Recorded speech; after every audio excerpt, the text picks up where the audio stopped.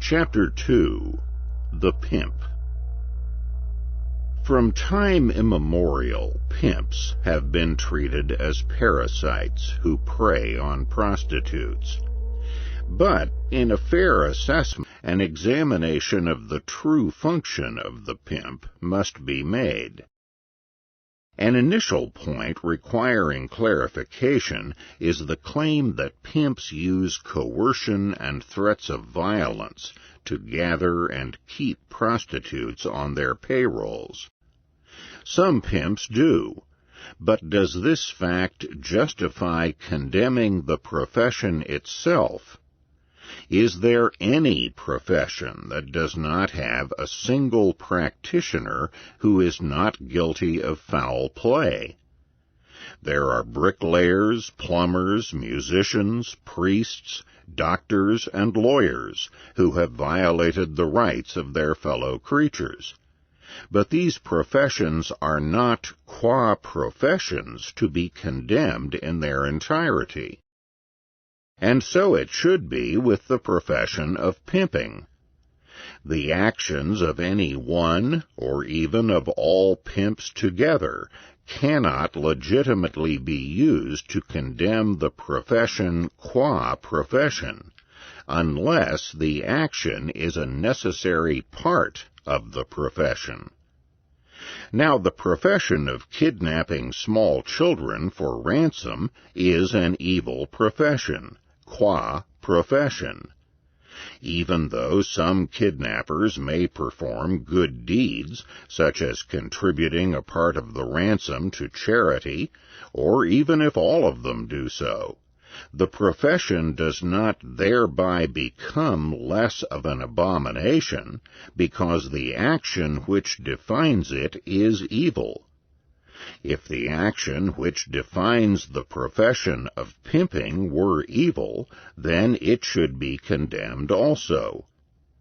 In order to evaluate pimping, any extraneous evil acts which may be committed by some pimps must be ignored as having little to do with the profession as such. The function of the pimp qua pimp is that of a broker.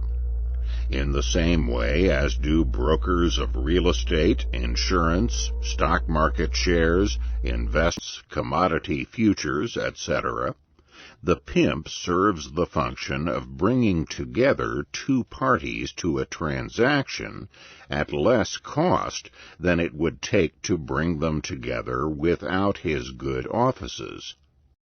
Each party to a transaction served by a broker gains from the brokerage, otherwise they would not patronize him. And so it is in the case of the pimp. The customer is spared useless or wasteful waiting and searching time. It is easier to phone a pimp for an assignation with a prostitute than to spend time and effort searching one out.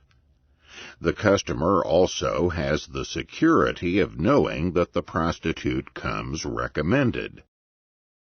The prostitute benefits too. She gains the time that would otherwise be spent in searching for the customer.